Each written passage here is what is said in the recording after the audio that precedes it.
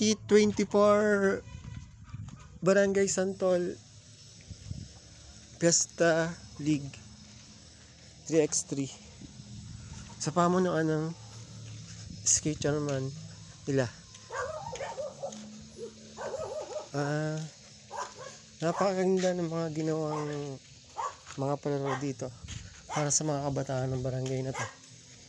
Siyempre naman pinanood natin kasi malapit lang naman sa ating barangay din eh. Di siyempre sinuportahan natin kasi malapit naman sila sa barangay eh, di ba? Nag-enjoy ang lahat sa game na mga ginawa nila.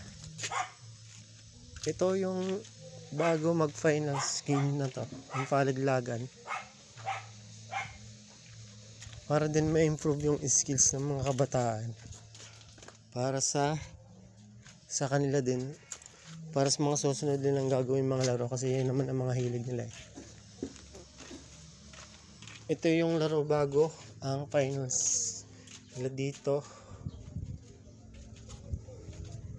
sa 3x3 2024 Fiesta League.